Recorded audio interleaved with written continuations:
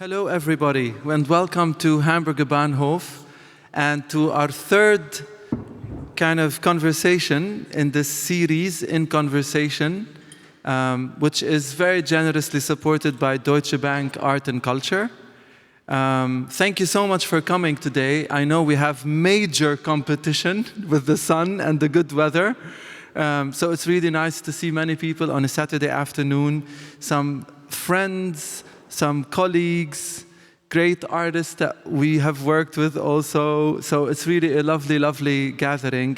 And the idea here is to really keep these conversations as informal and as personable as possible. So, you know, I noticed that on the front desk there was a notice about the talk saying Expertengespräch. I was like, wow, we're experts.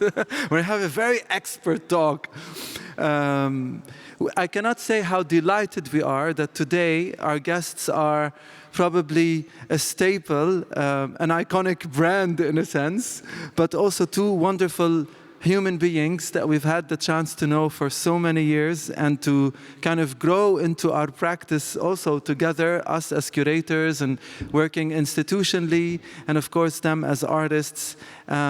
So there's a lot to talk about, and just in case you don't know who the artists of today's talk are, we're very happy to have with us Elmgreen Dragset, Ingar and Michael. Thank you so much for joining us. It's a true pleasure to have you and to kind of get a glimpse, a little bit of your practice, the development of your work. How do you work together? Some of the important projects, your connection to Berlin, and also your thinking and questions about arts at large, collaboration, maybe the future. But maybe it's always good to start at the beginning. And the first thing that maybe we can talk about, and I will let you kind of take it from there, is kind of how did you start working together? Where did you meet? And what were the beginnings like? And from there on, we can take it more into maybe what prompted you to come to Berlin. But where did the beginning start for each one of you separately, and how did that encounter happen?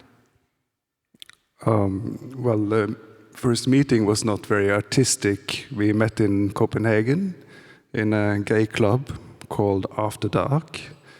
Michael pretended to be very shy, so I was like dancing around for 2 hours until we finally got in contact and started talking, and then went to a bar across the street, got very drunk and had to walk home together, and we realized that we lived in the same street, in the same building, and you know, that was the beginning of a very, very, very long friendship.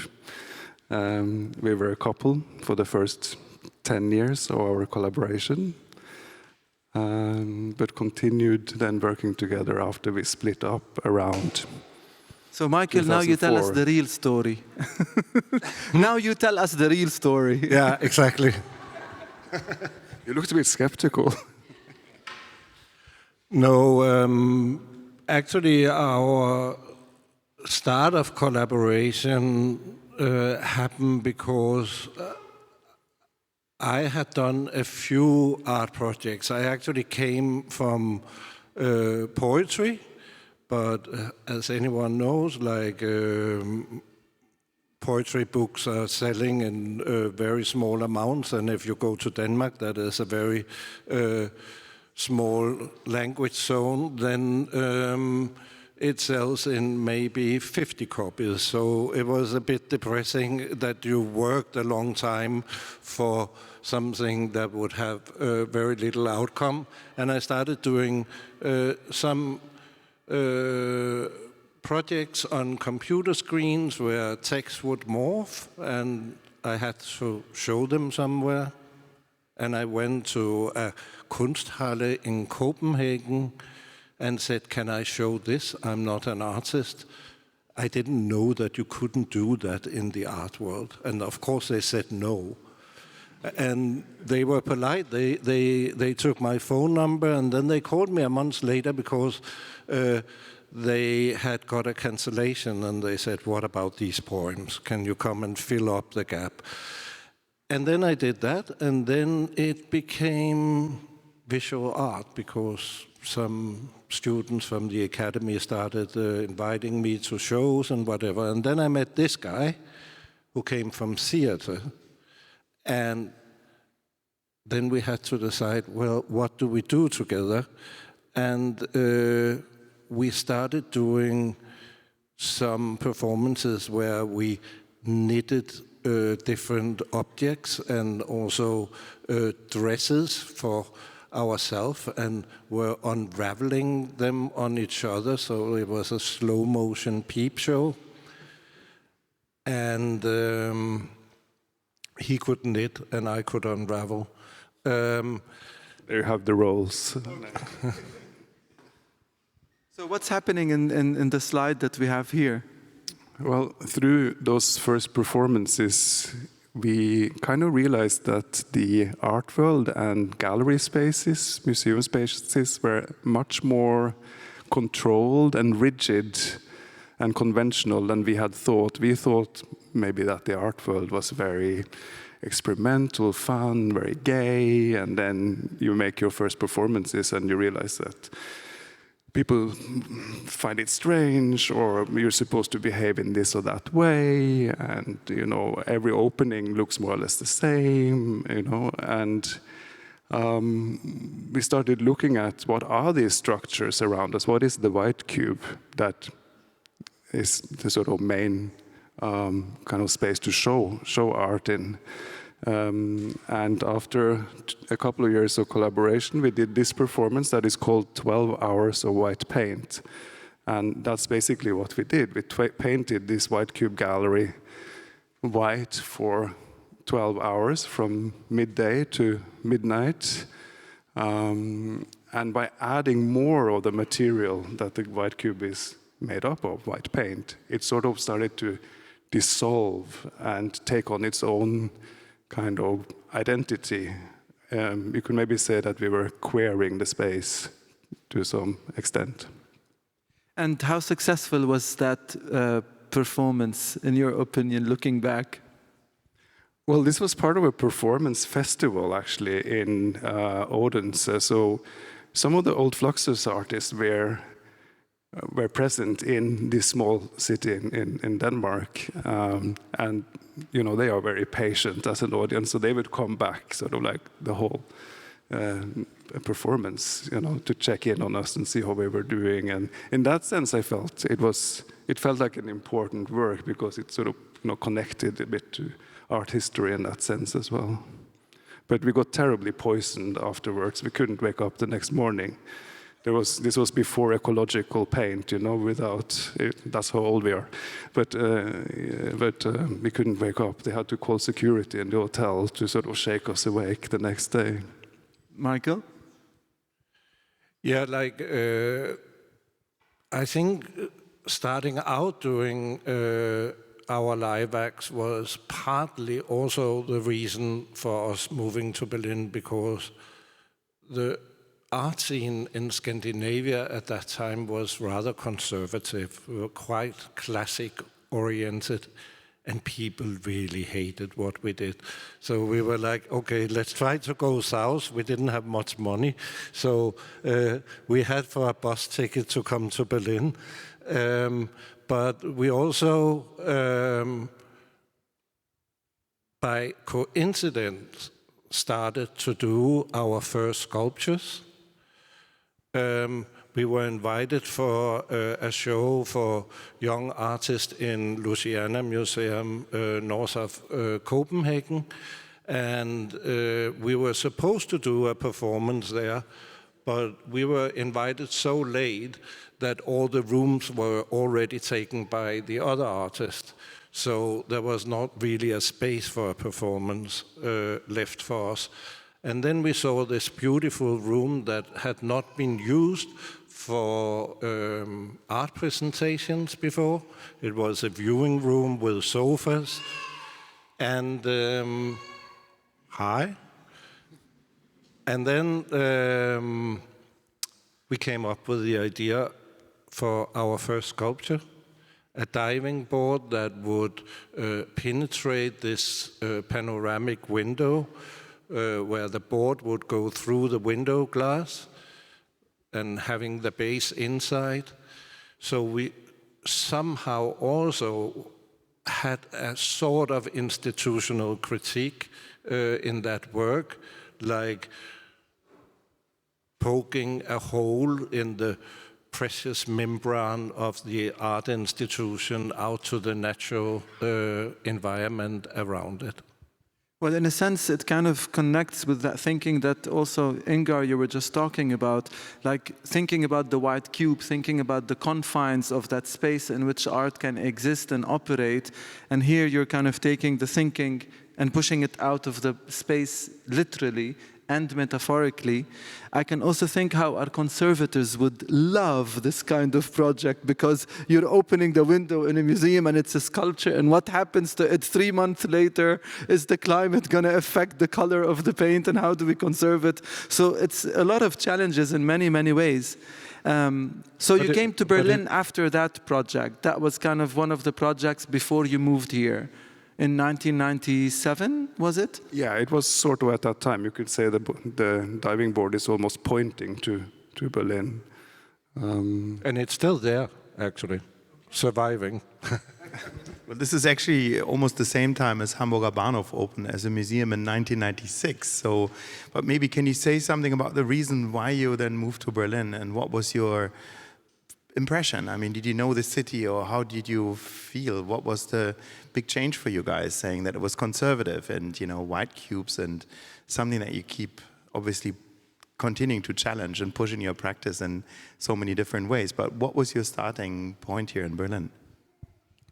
Well, Copenhagen started to feel a little bit small for what we were doing, and Berlin was very close. As Michael said, it was, you know, a cheap bus ticket to get down here. It was very easy then.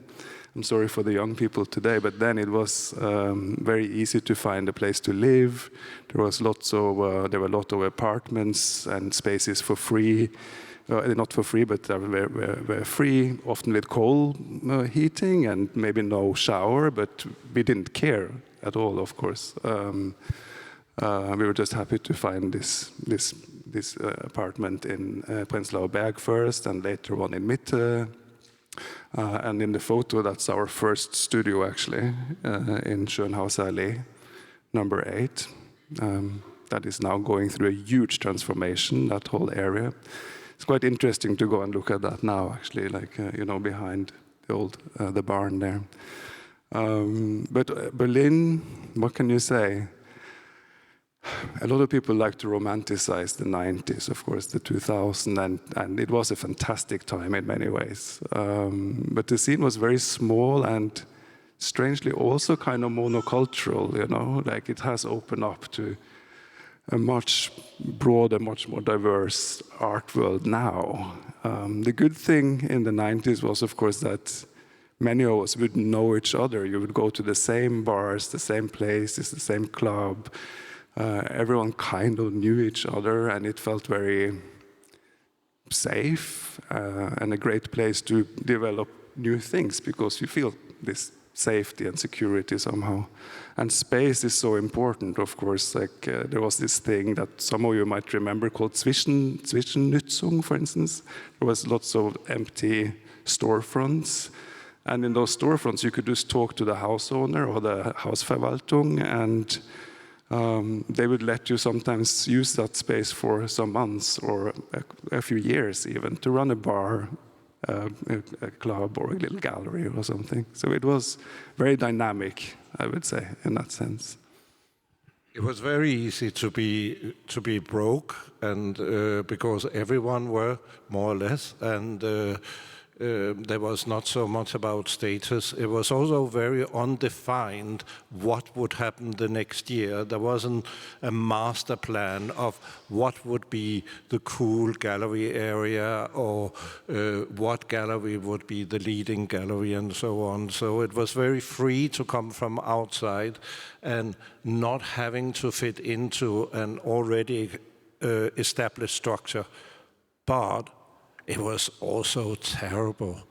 I mean, at that time, there was such a romantic notion of doing art. So when Inga and I came in our hoodies and our sneakers to an opening, they came up to us and asked immediately, "Are you here for the beers?" Because we didn't look like a German avant-garde artist had to look at that time. Cologne style. And also, you would be labeled as a queer artist, the gay artist at that time, together with a few others like Kai Althoff and Lukas Dövenöger and whatever. We were the gay artist. There has been a really positive development concerning diversity in Berlin, I think. So today there is an openness towards art practices that are different from a more kind of romantic artist role. Yeah, I mean, I guess in a sense, you arrived at Berlin at the maybe beginning of those shifts that were starting to happen. And by the same token, one could say that that was a very important period because at the time you also managed to land into the first Berlin Biennale, and you won the prize of the Nationalgalerie, the second edition in 2002, which we are having this year in Berlin, at the Hamburger Bahnhof in June. So there were some important steps, in a sense, that Berlin gave you, more visibility, more connections. Maybe you can talk to us a little bit about these projects, or were you expecting to win the prize of the Nationalgalerie as these two guys in sneakers coming with their hoodies in 2022, a few years after you arrived? No, not at all. But maybe we talk a little bit about this piece first. Absolutely. Because this is our contribution to the first Berlin Biennial, which was in 1998. It was curated by Klaus Biesenbach and Nancy Spector from Guggenheim Museum and Hans-Ulrich Obrist. Our work, some of you might recognize these doors. It's from Postvoramt in Mitte. That was one of the venues, but we chose to be outside, just by the entrance, and it's kind of a wishing well, but it's sealed up. And the work really is about this time starting to change already. You know, Mitte was already, you could sense what's about to come. And this piece sort of questions like, what kind of wishes and dreams do we have for the future? How do we, sort of hang on to them? And here, of course, it's like a sealed up wishing well that you can walk on. It sort of stays there as a time capsule in a way. Here's someone visiting from Bavaria, I think. And then we go to Hamburger Bahnhof. We recognize these galleries. I think this I is see like, the same. It's upstairs. It's like above. That, yeah. Yeah, he had a view directly to Charité, the sick man and the hospital bed. We were very surprised because we were absolutely not. I think that they sometimes make kind of bets on who is winning, and I think we were absolutely getting the biggest amount of money if we would win. So because we were the lowest rated, we were so sure that we wouldn't win that we were on our way. It was announced on the outside in the garden, and we were on our way out when they said our names, and we didn't know, we hadn't prepared anything to say. But a week before, we had been very drunk in a Antifa gay club in Mitte that is not existing anymore, called the Ackerkeller. And in Okay, Amazing we have place. some fans in the house. in Ackerkeller, we had promised them that if anything went very unexpected and we would win the prize, we would give them a new fridge because the beers were always warm. So for our thank you speech when getting the prize, the only thing we could come up with was saying, shit, now we need to give Aga Keller a new fridge, because you won money at that time. And of course, like all the German newspapers, loved that the money from the Preis der Nationalgalerie would go to a Schwulenclub in a basement somewhere in Mitte. So that was, in a sense, a little bit of an insight into those formative, let's say, years, the early years in Berlin. And from there, things grow and expand, and we start seeing Elmgreen Dragset pop up in different places. And maybe what's exciting is that the work doesn't get confined only within the institution, but you start making a practice that infiltrates all these public spaces and kind of changes our perception of how we see these things, and how you create a new space of those spaces that are otherwise familiar. Or so maybe we can talk a little bit about that and kind of talk us through some of the projects. Like, this is the Galleria in Milano. What was happening there? How did you come up with this idea? And this was 2004. Sorry, it's 3. Yeah. So, through this shows like the biennial and probably the prize here and such exhibitions, people started to notice our work also beyond the borders of Scandinavia and Germany.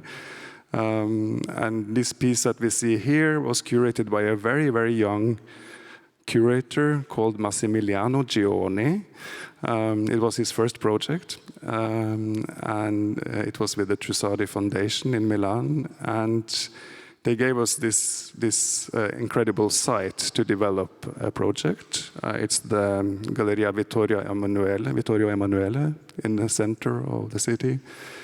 And of course, this is called like the living room of Milan. It really points in 4 directions, between the bank, the famous Scala opera, the politicians, and so on.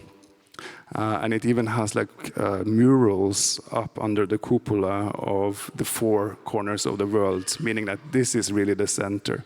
So we wanted to counterpoint this with a sort of very nomadic and seen as something like maybe a lower entity of architecture to counter this grandness somehow. Yeah, the car had number plates from Napoli, because the people in Milano are very snob. They look down on the south and also think they can't drive. And then it had a card, like a road map in the window, so you could see it was on its way to Rimini, that is a big holiday destination for campers. I mean, perhaps on that note, a lot of your works actually exist in the public place. And maybe it is interesting to talk a little bit about why that is important to you. And at the same time, there's a lot of humor in these works. You go into this gallery and see something that you would have never expected. You get thrown out of your comfort zone. You see something you would have never seen and you will probably never see again. But at the same time, they're very familiar things somehow. You recognize the camper van, you recognize the car, certainly not in that combination, and for sure not in that particular location.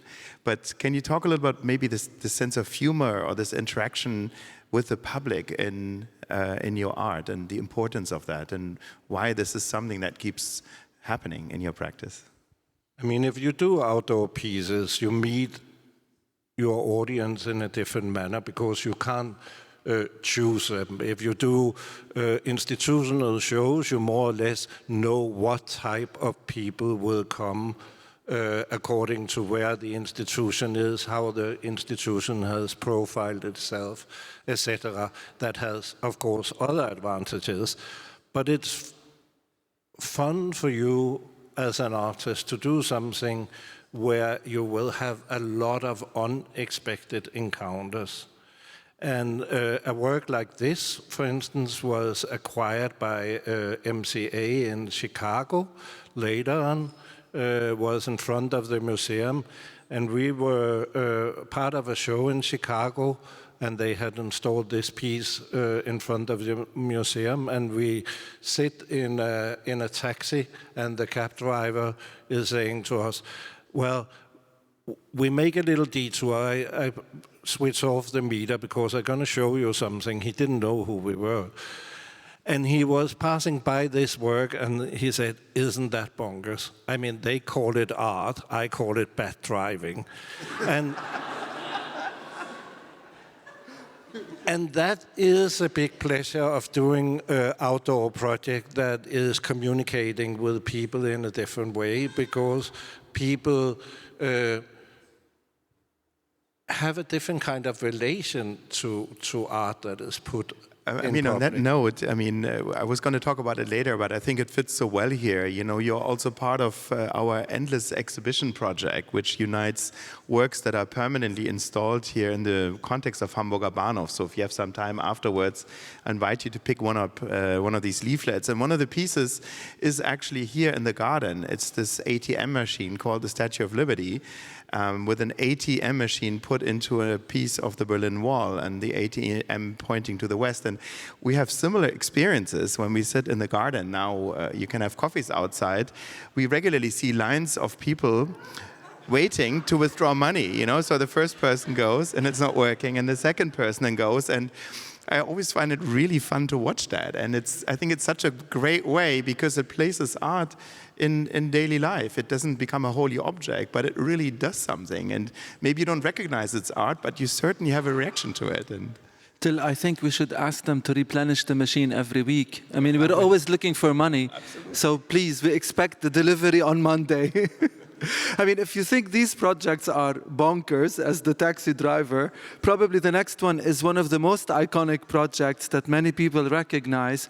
And you can tell us a little bit, what prompted this? How did you arrive to this idea? And there's a bone to pick. We went all the way to Marfa, and the shop was closed. Oh, sorry. Yeah. And the car broke down. Make you so many useless things. It's like yeah, I mean, maybe the idea partly came from working in Milan, where, of course, the fashion industry is so strong. And in between, we did another project in New York at a gallery called Tanya Bonaktar Gallery. And that was one of the first galleries that moved to Chelsea, you know, from East Village, or not from East Village, from Soho. And it was all these expectations to Chelsea. You could see it was developing very fast. And we closed the facade of her gallery there, saying, "Opening soon, Prada," which was, of course, not true, but we had sort of mimicked a situation that was happening in Soho, where there used to be a downtown Guggenheim. And that was about to be changed to a huge Prada shop by Rem Koolhaas that is still there. And we thought this was maybe also happening in this area, you know, like what kind of discussions can we have around this development? Tanya was not so happy because, of course, nobody entered the gallery. Everyone called her and said, "Sorry, you're going out of business, but who's designing the shop? Is it Rem?" Or, you know. Do you still work with Tanya? No. Clearly. No, that was not so successful. That was the end. Anyway, we realized like what a kind of immense power this sort of, urban signifiers have. Like, of course, these commercial stores. And we wanted to see what happens if you take it completely out of context and sort of bring it on a survival trip, so to speak, to the desert. And with Art Production Fund in New York, we found this incredible site close to Marfa. That's also which is also still like an hour drive. I mean, I think the next inhabitable place with any building is a good hour drive from there. It is really, really in a very remote location. So it's 3 hours from the biggest city. You don't find any such place in Europe anymore. And the interesting thing is that this work was kind of pre-social media. It was in the beginning of Facebook, but it was like only some weirdos being on Facebook at that time. And it was definitely long before Instagram. So we thought that this work would be a strange time capsule that would fall apart over time. Only very few people would know about it. And that is, of course, something that didn't happen. The opposite happened through mediation on social media, but it was so not planned. At the opening, we were like maybe 50 people, mostly locals, listening to country music and drinking tequila. It was for the very few. But then over time, like, yeah, it was used in different ways, like from pop stars posing in front of it to Simpsons including it in one of their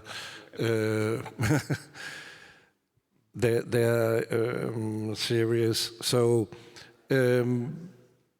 sometimes you do projects where your intentions are completely different from what the project turns out to be. Suddenly it became a pop cultural icon.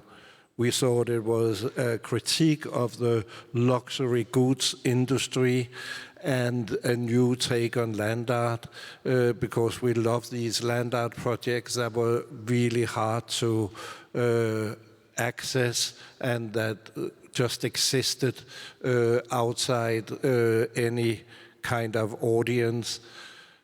And then, yeah, the opposite happened.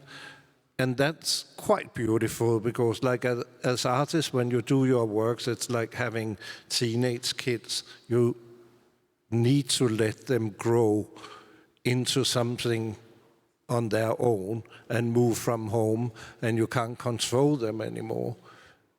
Well, I guess this is exactly when the artwork enters the public domain, you have to abandon it and let it do what it needs to do, and it acquires a new meaning, a new perception, because you cannot control how people will interpret or respond or experience that.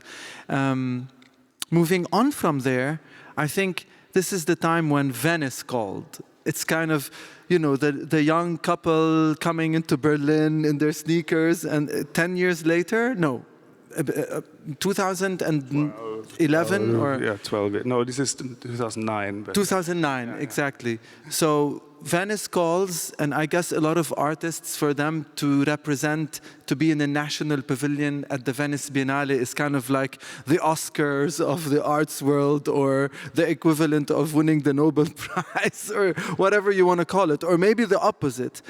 And in your case, you weren't content with only one national pavilion. You actually did 2 national pavilions, and they were right next to each other. So please talk to us about that, and what was your experience, in a sense, representing a nation or a culture, knowing that all your work has been about pushing the boundaries, breaking these categories, and here you are invited to fit in a certain framework. How did you negotiate that seeming contradiction, in a sense, and how did you play with it, and what happened there? Yeah, of course, it was a sort of slightly absurd situation for us, but it so happened, you know, Michael and I come from 2 different countries. I'm from Norway, and Michael's from Denmark.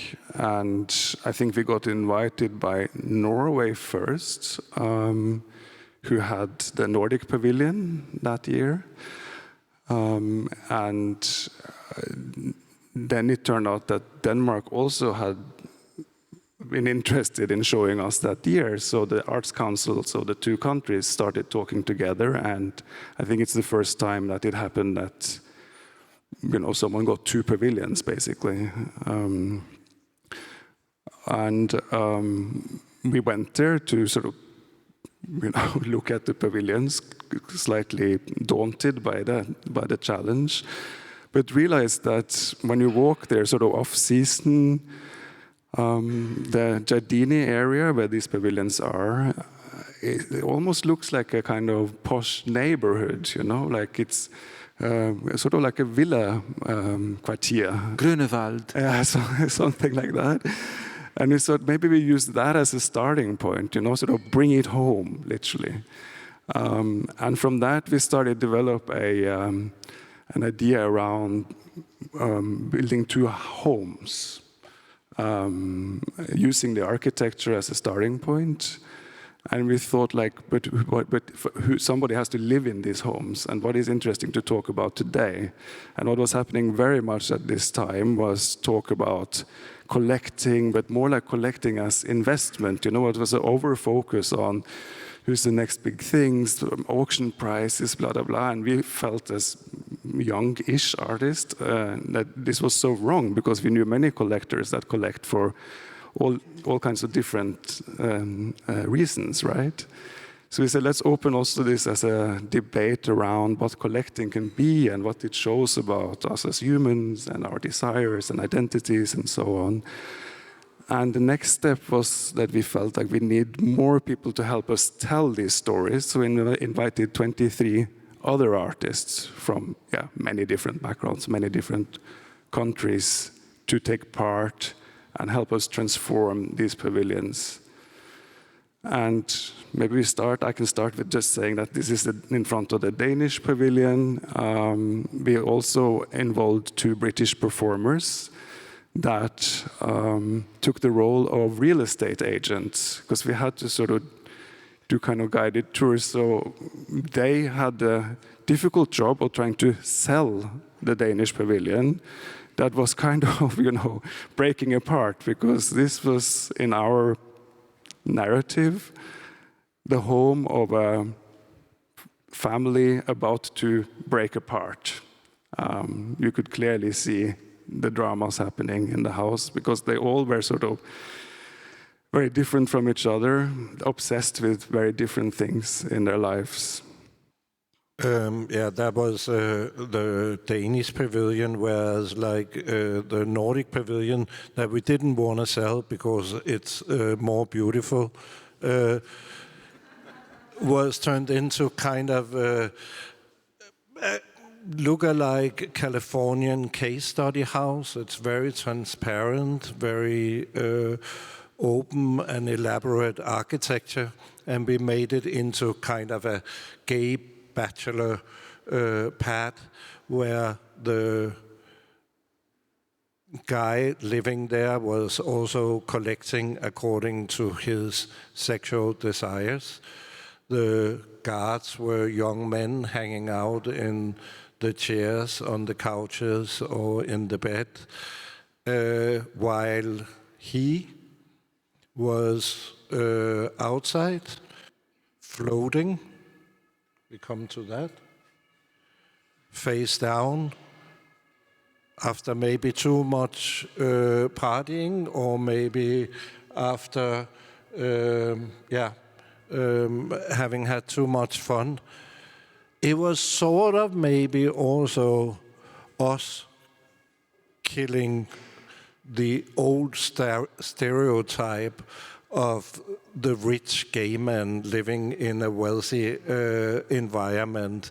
And it was a signal from our side of now it's maybe time to think about our categories of identities in a different manner.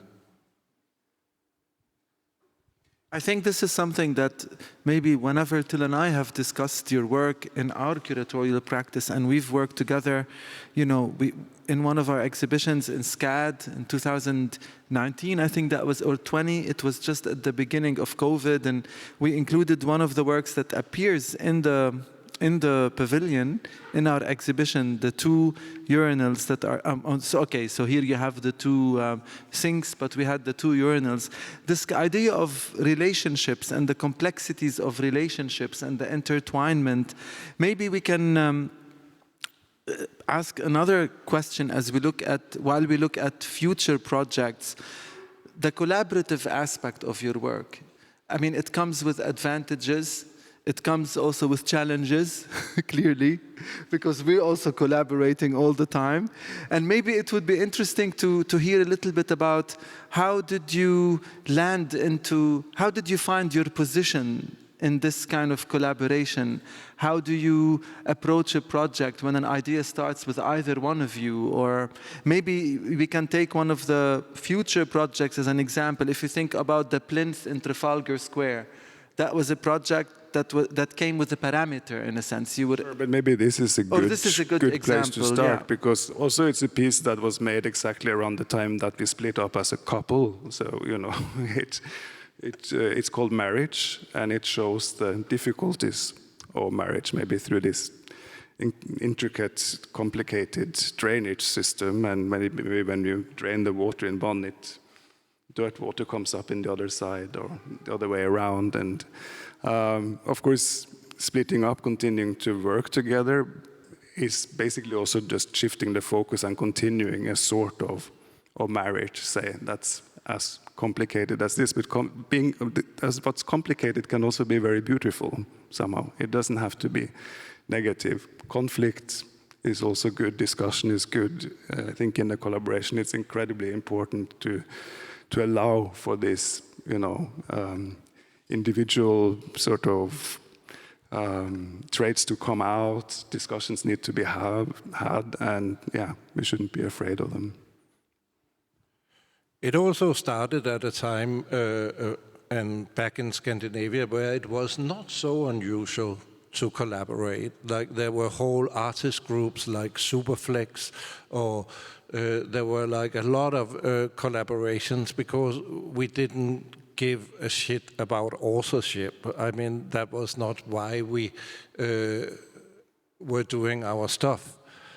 The funny thing is our very corporate sounding label, Elmgreen Dragset, was never done by us. We were called our full names, but actually when it was a Berlin biennial already, they said, you take up too much space on the invitation card. I mean, we have to shorten this.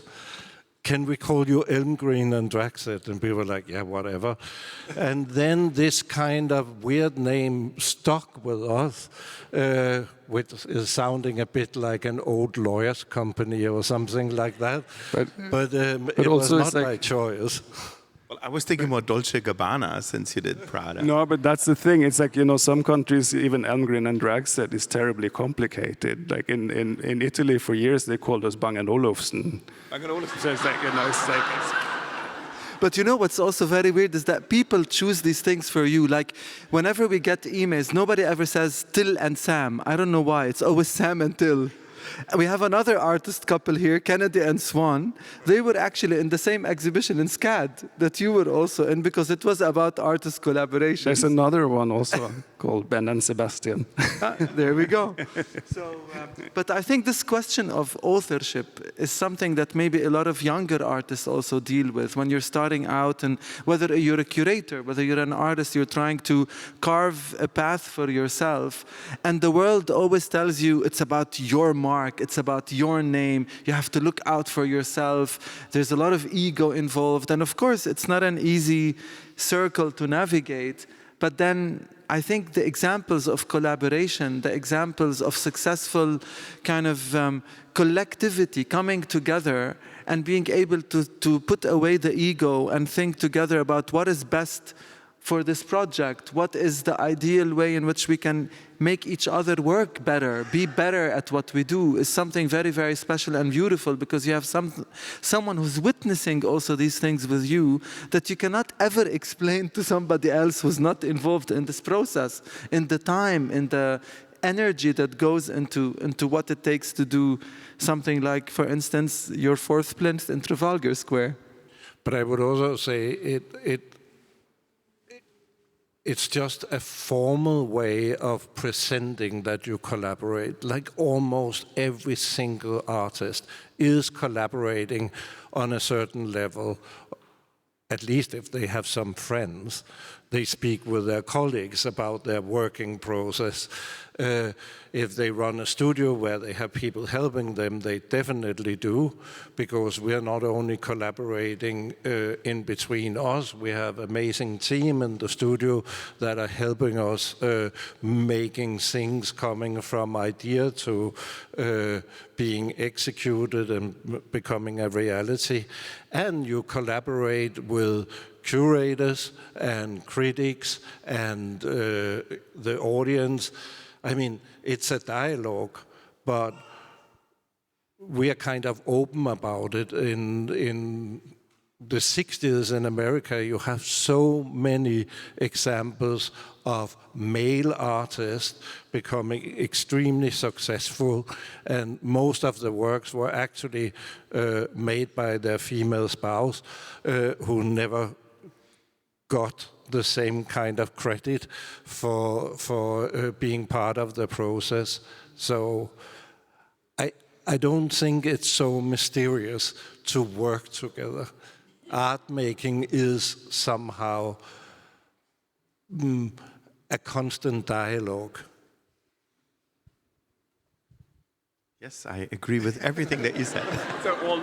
No, we have to better make not sure say anything. that we all equally speak, you know, like that I can feel we're always like moderating. Everyone is getting enough time on the panel, which is very, very important, of course, because I get to talk a lot, so I have to keep myself in check. Let's talk a little bit, perhaps, again, for the third time, if you pick up my cue, the fourth plinth at Trafalgar Square. What was happening there? I don't know if everyone's familiar with the fourth plinth, but it's an ongoing project in London. It's happening on Trafalgar Square. Sorry, coincidentally, the last artist we had, Rachel Whiteread, also she was one of the artists who did the fourth plinth. Fantastic projects. Yeah. Of course, she made a cast of the plinth, right, and put it on top. Wonderful. We came a few years later, and we took the starting point in Trafalgar Square being even a square named after a battle and has a lot of very serious-looking, imposing men on horses and generals and warlords around on different plinths on the square. And we wanted to counter this narrative somehow by presenting a kid on a rocking horse, something that's a bit more innocent and maybe points to a more positive future. This is from the opening, and this opening happened in 2012. That was the year of the Olympics in London, and Boris Johnson was still the mayor, and at some point, there was like the question of moving the opening because Boris Johnson could not come and inaugurate this work on that date. And we said, that's perfect. We don't want him.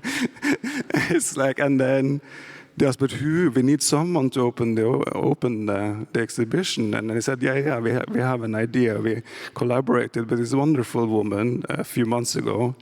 So we invited Patsy. Joanna Lumley, of course. Joanna Lumley. From, or as we know her as absolutely Patsy. Fabulous. It's from a fantastic, TV series in the 90s and 2000s, I guess, in Britain. But Joanna Lumley is like a household name in England. She's very political. She's very, she's a larger-than-life personality. So it was a great opening in the end. Yeah, it was a big luck that we didn't have him opening. He got himself in when it was Katharina Fritsch, and he denied to call her work a big blue cock, what it was. But he tried to describe it in all other kind of ways because he was very embarrassed about it. Also at the press conference, he was starting to speak about our sculpture was about Britain winning gold in the Olympics, and I took the microphone out of his hand and said, I think I need to correct you here because it's gibberish. He was quite disastrous in his mayor role for these commissions.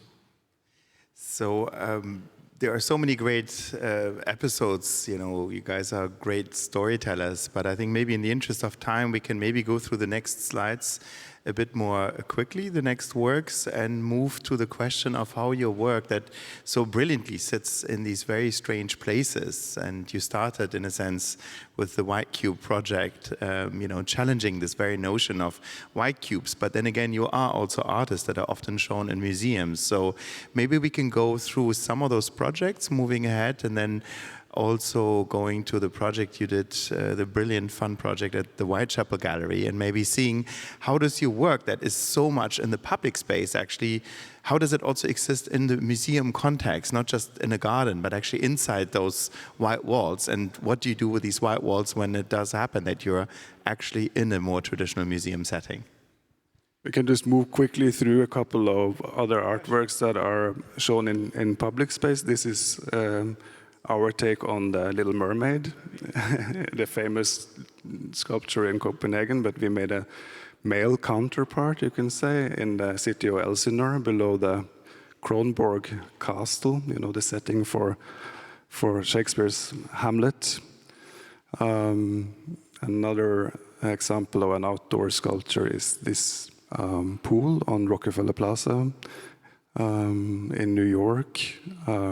It seems like an alien object has landed there. It's like a sort of typical garden pool raised on top of its end corner, end edge.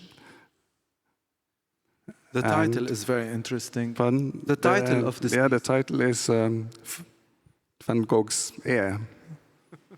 The inspiration was initially, you know, kidney-shaped pools and David Hockney's famous pool, for instance, in Los Angeles. But in the process, we sort of like, maybe it's a bit more like an air, and then thereof the title in the end. And it's in such an iconic location, and right in the heart of Manhattan. It certainly has a lot of humorous connotations. Yeah, it was another place that's fun to observe people's reaction and surprise, of course. That's came Kind a of little bit leads after. into what you speak about. This is our exhibition from 2018 at the Whitechapel Gallery in London, and is an example together with our Venice project, where we turned the pavilions into domestic settings. Here we turned Whitechapel into a public pool. In the beginning, we started to do our critique of the rigid physical structures of the white cube. Why did they look exactly the same no matter where you would go in the world? They're more similar than Burger Kings and other things around the world. The white cube look exactly the same no matter where you are, more or less. But we quite quickly realized that the white cube was not going to change because we were stating our critique of it. It functioned quite well on its own premises. So if something had to change, it was us actually changing it, dressing it in drag for a certain period of time. So when people would come into the room, they would have an impression of being in a setting that would not be a museum setting. And often we take our starting point in the architectural features, but also in the social context of where the institution is. Whitechapel was placed in a part of East London where a lot of public spaces had been closed down by our dear Boris Johnson during his period as mayor. Like a lot of youth clubs, a lot of libraries, and also in the UK, a lot of public pools that were in less posh areas where you felt, oh yeah, no one will really notice if we close down these very important kind of meeting places for neighborhoods. And it was fun when we made that pool. A lot of people thought that Whitechapel had been a public pool before. There were even some people that claimed that they had been there as children. That's right. When it was a pool, but Whitechapel is actually purpose-built white cube for art presentation. But really, I mean, also as a visitor coming to the Whitechapel many times, and then you go into this space, and it's really in a very busy neighborhood in the east of London, and a big subway station nearby, a big migrant community, and you go into this building, and it's a complete alienation. You know, this is the last thing you expect. And there is something about it that it's just so crazy that you think it's actually true, I think. You know, you think you play often in your practice with that you pause for a minute, like with the ATM or other things. Could it actually be an ATM, or could it actually be, you know, you just dug up the floor and the new projects that excavating in the history, is that actually the foundation of the building? And I think you did it so brilliantly, and it really plays with that notion of truth, which makes it very relevant, I think, in the current context as well. And what is real and what is fictional, what is a real history, and what are we made to believe? And for us, it's also nice to experience that visitors to the exhibitions approach the sculptural works in a different manner than if you have them in a traditional white cube setting. It's more an approach that is about, what does that object tell me? Why is it placed there? And far less about, is it good art or is it art at all? All these, for me, quite irrelevant discussions are eliminated if you make the setting different. How do you feel? I feel fantastic. Is this a good place to stop? Do you want to open up to the yeah, floor? I mean, I think maybe one last question, maybe, before we also, of course, want to open up to the audience and allow all of you to pose some questions. But where do you feel your practice stands now? And, you know, you coming from such different backgrounds, in the sense of not perhaps being the most traditional art school students, and you're merging these backgrounds and your practices, moving away from performance to really this environmental installations, these kind of fake realities, or commenting on histories with a lot of humor and stories. Where do you feel you sit now in your practice, and what do you think is a challenge, or where do you see yourselves moving into the future? Like, what is there some crazy thing that you were hoping to do, or where do you stand now? What's Elmgreen and Dragset in 10? Where do you see yourselves in 10 years' time? Well, you know, since the beginning, since our early performances, our work has been a lot about our bodies in relation to space, in relation to architecture. How are we controlled and directed by the spaces around us, and what kind of power mechanisms are embedded into these spaces, and so on. And of course, now the world is moving very fast. I mean, of course, we moved into the digital era quite a while ago already, and then with the social media and the digital reality in general, you know, we're moving more and more onto our screens now. Artificial intelligence is going to direct a lot of how we see the world and so on. So there's a lot to catch up on all the time. You know, where are we with our bodies? Where do we want them to be? What do we want these bodies to be in the future? And maybe I can just flip through some slides from our recent show at Fondazione Prada in Milan. It was actually called Useless Bodies, ? Because what is a useless body?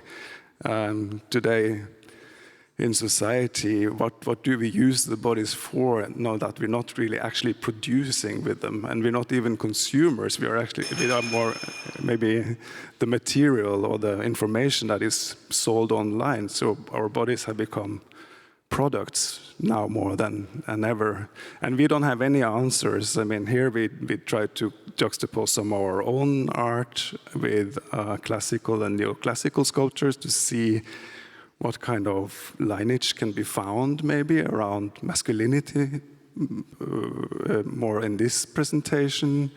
In the same institution upstairs, we did this office landscape that we called Garden of Eden.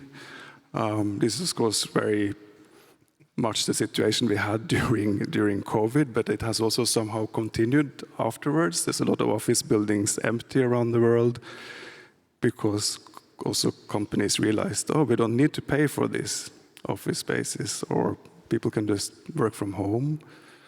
Therefore, we also created this kind of show home, a sort of neo-futuristic, very cold, very with an AI pet, robotic yeah, pet. with the only living presence was in a way this dog that was a robotic dog, and the morgue at the end. You know, everyone wants to live forever.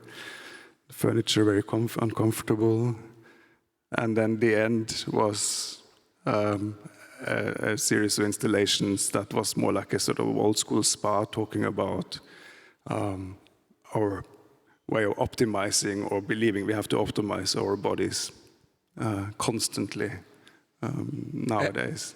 As you might notice, like many of the same works are put into new constellations, like we are changing according to time or where we are. The works are also performing different roles according to what kind of setting we place them in. It's not like our works are such masterpieces that they will say exactly the same no matter what situation you put them in. They are playing along, and we use them in a quite ruthless way as props in our different exhibitions to tell different stories. Also, what you might notice is many of these installations are relatively narrative. And is there something that is looked down upon in the art world, then it's storytelling. That is something that is really naff and bad kind of. It's not looked at as something very sober, and therefore it's extremely attractive to go into that field and explore it and use it and show that you can actually work with that. Every territory that is unpopular is, of course, always the most attractive area to work in. Well, that's a bit actually going back to your origins, I guess, in some sense, right? Like as a writer, that goes a bit back to your origins, maybe, in theater and telling these stories and creating a kind of narrative. But maybe just a quick question, you know, this is at the Prada Foundation. So is that a piece of advice? You just create a shop. I believe you had no connection with them 20 years before. So you create some kind of crazy project and 20 years later you end up having a connection and doing a show. Is that a coincidence? It's often how it is, isn't it? Like you start out criticizing something and then they love you. It's a sickness of the art world somehow. Sickness of the world. Well, maybe this is a good time. I guess some of you are eager to also ask your own questions and make your own contributions and get involved in the conversation. So the floor is yours. Anna here from our team will be passing around. She has the microphone. And just put Sie your können hand auch up. gerne Fragen auf Deutsch stellen, wenn Ihnen das lieber ist. Und dann übersetzen wir das ganz kurz. Yeah, hello. It was super interesting. I was wondering, since you met in a club and you came to Berlin in the 90s, I think, right? Was it correct? 90s? Yeah, okay. Yeah, we came to Berlin in 97. Yeah. 97, okay. So what influence had music and club culture on your work, or if it had any?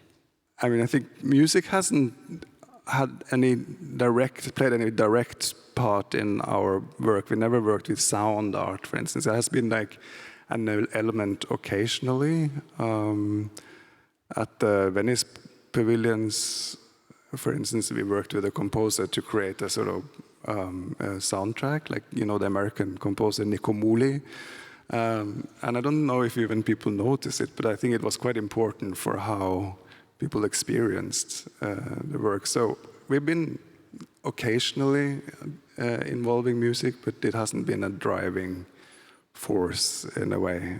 But I think being in Berlin, of course, we made a couple of clubs as big installations. First in a gallery in London called Victoria Miro Gallery, and latest, which was in the end of COVID in China in 2022. We also made a big club in a museum called By Art Matters. These clubs, they were staged as clubs, and we invited a big crowd in that was not a typical art audience. And then when you would have the VIP preview and the important guests coming, they saw the leftovers of the club. But then there was no more music. The music had happened the days before when the fun was going on. Please. Hi, I'm Jean-Ulrich. There's an aspect of my first question that was somewhat answered with the Prada that you brought up. And I had been thinking how there are certain types of works that are being made today that are always under the threat of being sued by the companies, you know? Like, I think at a certain point, the type of work that Andy Warhol was doing would not be able to happen today. Maybe Campbell's Soup would probably sue him today. But it's interesting that Prada became a fan. And having seen the presentation, I've definitely become more of a fan of your work today. And but it makes me curious to know what you both have heard in terms of the criticism against your work.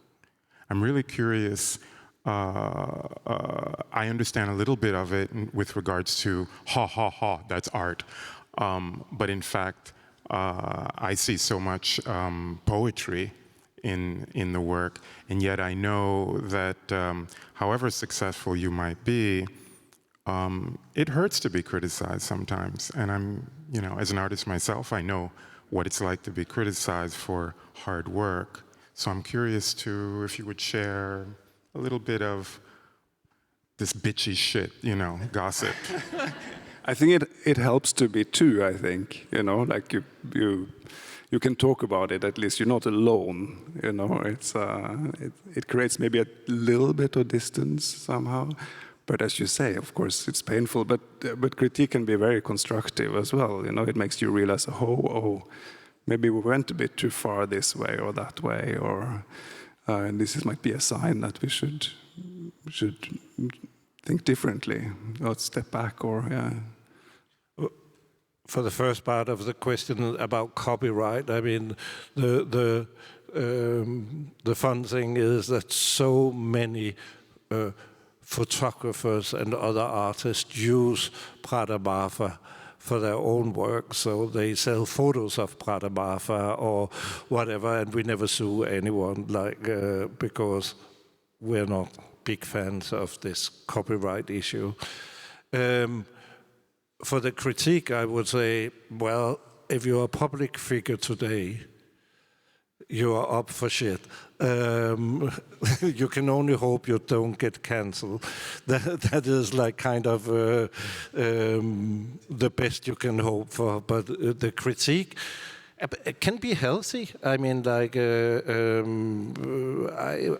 I would not like everyone in the world to love what I do. Then I would think I would do something wrong. I also don't want to be a dictator of the perception of my works. It's suggestions, it's platforms for interacting with it in a dialogue or refusing it. I think it's healthy if you make works in your practice that is generating discussions. Fortunately, there's a lot of positive feedback as well. Otherwise, it would be really sad. But like, if it sometimes could piss off someone, I think it's good, because you start having a debate about different issues, about what should we use art for, or what should art be, or yeah. But it means that it's touching a certain nerve and that people are not indifferent. I think indifference is probably much worse than people not liking your work, just like not caring about it at all. I think that's probably, for me, more of an affront if you do something and you put it out in the world and just nobody cares. Whereas I feel personally, I don't mind if people don't like, because you're touching on something and then they can disagree with you, but they're noticing it. And I think if you do something and you put it in the public sphere, you really want people to notice it, or why would you actually share it with other people, no? I mean, anything that goes beyond this Facebook like or not like debate is worth it. I mean, like if we can discuss things beyond just rejection or being fan of, then I think it's worth all the hassle. Hi. We were talking about collaboration earlier, and I can only imagine how elaborate these large projects must be and how many people are working on it. And I was wondering, is in your practice authorship and also craftsmanship important? And if so, can you talk about this? Yeah, craftsmanship is, of course, very important. I mean, to us, it's very important that things are well made, and that's, of course, mostly important to communicate an idea. It only needs to reach that point, basically, where the idea is clearly communicated and can be understood. And I think we use maybe design and this quality of fabrication in a similar way, that it becomes means of communication. That it becomes easier for people to enter into the work and also enter into complicated subject matter that they might have rejected if there wasn't this opening somehow. But do you think that comes with the polished aesthetics that you're choosing? Sometimes, yes, it can, yeah. It's also like, I mean, you work the way or from who you are. I mean, I think there's a certain influence of coming from neurotic Scandinavia in our practice, where everything is very kind of organized design-wise. You even have the Jacobsen chairs in kindergartens in Denmark. And of course that influences you. There's a critique in the smoothness in our aesthetics also. There's a wish for the big collapse of modernism ideals in many of the projects that we do, where we set up the kind of perfect setting for something and then kind of collapse it at the same time. Perfect setting for the perfect disaster. Yes, exactly. Yeah. Like the collector guy floating face down in the pool. But it's also like an extended dialogue, even outside the studio, not only with our team in the studio, but it's with artisans in Italy or foundries in Germany, and for us, it's a great pleasure to discuss aesthetics to discuss finishes and work together with people who really love their craftsmanship and challenge them in some ways. So that's also due to pure pleasure that we do these kind of works. Maybe just a very simple example can be the pool on Rockefeller Plaza. It's not, it's kind of a perfect pool. It's very well produced or fabricated with a smooth surface. It's not a fucked up pool that landed there somehow. And I think through this smoothness, it becomes more disturbing than if it was run down, like the Whitechapel Gallery that told another story and was full of dirt and, was abandoned somehow. But the dirt is perfectly produced also. Absolutely. And I think for the illusion to work, what Till was referring to earlier, like the surrealist trope in your work, that confrontation of odd things that wouldn't go together, if it's not perfectly executed, it just doesn't work. If you can see how the seams are constructed in a wall that's supposed to look like it was there for 50 years, then it's simply not going to work. So I think, I personally think it's very important that the production has no compromise, that it's really done to suit the idea and serve the idea properly. I mean, I'm glad you say that. In the end, of course, we're never happy. But perhaps you have time for one last question. Gibt es ein Projekt, was ihr bisher noch nicht realisieren konntet, wegen quasi irgendwelche Begrenzungen, sei es finanziell? Es hat ja geklappt, den Prada-Laden in der Wüste zu bauen. Gibt es noch eine verrücktere Idee von euch? So it's about if you guys have a completely crazy question that we're not be able to execute to whatever kind of constraints, be space or budgets or whatever. But is there like a really crazy thing on your mind? So we can do it. It's no, but We copy it's the fun. idea. Our production team is already having like shaky knees. It's fun with a Prada shop because it was actually a project that we wanted to do ourselves. We initiated ourselves, and no one really wanted to fund it. First, we wanted to call it Prada Nevada because it sounded really good, and no one in Nevada wanted to give us any land. Then we got this little piece of land close to Marfa, and we fundraised the budget of the store ourselves, which is done in traditional adobe clay style that is typical for the area and super cheap to make, very sustainable but like very cheap. So sometimes I think our project looks far more expensive than they are. Actually, like our two collectors' home where we involved 23 artists were approximately 1/4 of the budget of the American pavilion that had a single artist in it at that time. So, yeah, part of our working method is also trying to make the most out of relatively limited budgets.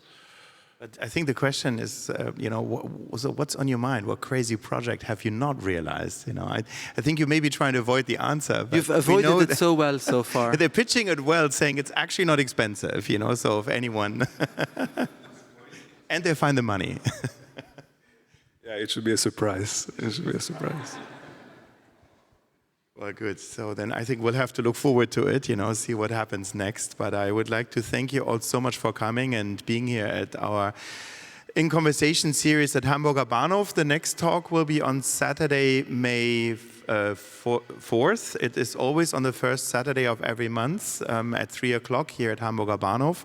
The next talk will be right after the opening of the Venice Biennale. Chala Ilk, the curator of the German pavilion in Venice, in conversation with Ersan Montag, one of the artists featured in the pavilion. So we're very excited about having that first take and the feedback and see how it went in Venice. It's going to be a fascinating conversation. I also would like to invite you for our next opening on Thursday evening. We are reopening the Kleio-Saale with a big, fantastic presentation by Joseph Beuys, and at the same time a solo presentation by Nama Tsabar, a wonderful artist and musician. So these two exhibitions are opening on Thursday at 7 p.m. You're all welcome to join. And 2 weeks later, the Historical Hall opens with a big installation, performative installation in the Historical Hall by Alexandra Piric. That opening also is on a Thursday, so you can come Thursday, and then 2 weeks later on Thursday, and then the following Saturday. There we also have a DJ as part of Berlin Gallery Weekend. So thank you so much for coming, and we look forward to seeing you again soon. And maybe one last thing, you can clap if you want. Thank you.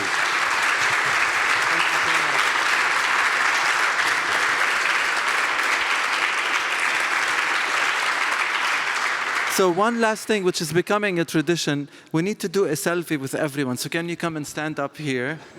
And we just have to do one very quickly, if that's okay. Speaking of There. digital. Exactly. So where's Michael? There we go.